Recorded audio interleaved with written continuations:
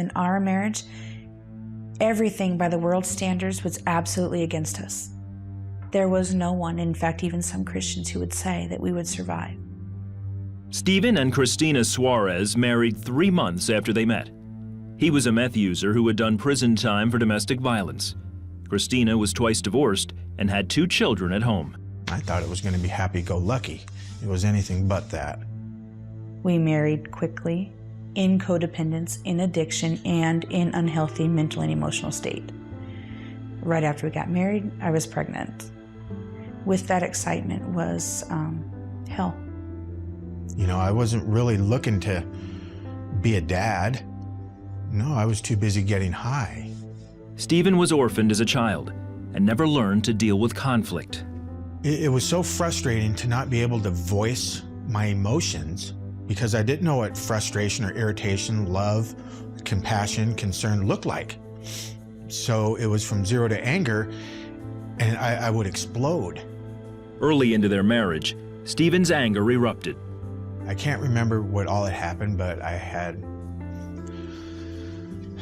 laid my hand on my wife, and she fell on the ground. He drank alcohol, and he just, I think, blacked out and just started beating me. Broke my face, and in front of the kids. And he ended up going to prison for a short while.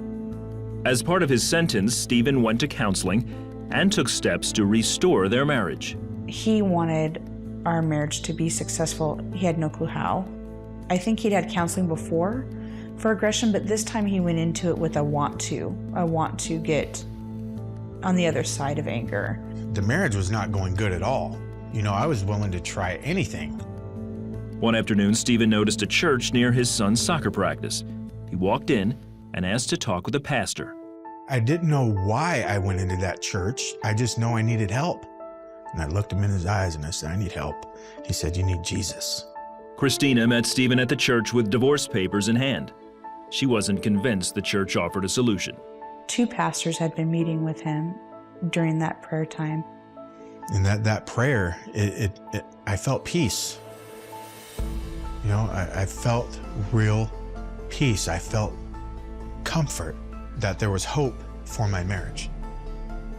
I told him, I said, all right, this is finally it. This is the all bottom low.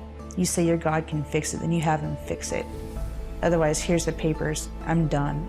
Even though she was hesitant at first, they started attending church and marriage counseling. Soon, both became Christians and saw positive changes in their lives. The change in my heart is when I think we really started coming together. I consistently, you know, prayed to God. I consistently let him shape and mold me. When we sincerely decided to let God actually do the work and sit back and be obedient to what his instructions were, things were broken off. And permanently. Drug addiction, broken off. Physical abuse, broken off. There was a lot of bad behaviors, broken off completely. They also committed to a 10-week course of marriage coaching that gave them tools on how to effectively love and communicate with each other.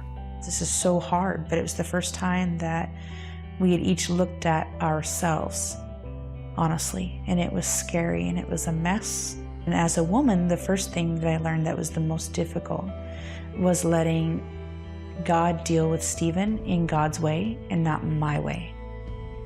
And that's when I started appreciating seeing what God was doing. Because I was like, oh, it took a load off and the results were way better.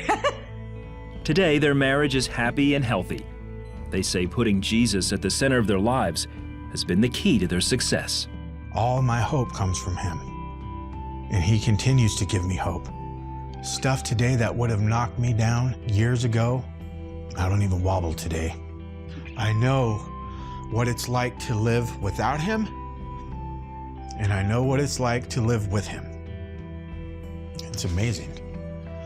You have to know God for God and let God be God. Otherwise, things will not change. So I'm very, very thankful that I was blessed to see those moments with God, and now I'm thinking, oh, yes. Stephen and Christina say they are grateful they serve a God who restores broken lives.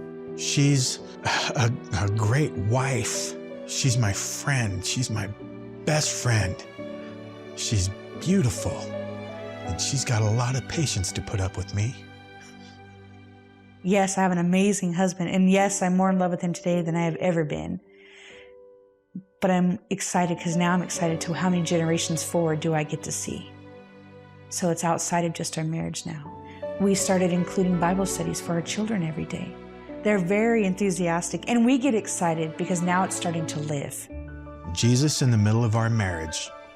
You know, if I trust the Jesus in my wife, and if she trusts the Jesus in me, then there's nothing her and I can't get through. Nothing. With God, all things are possible. There's no doubt about that.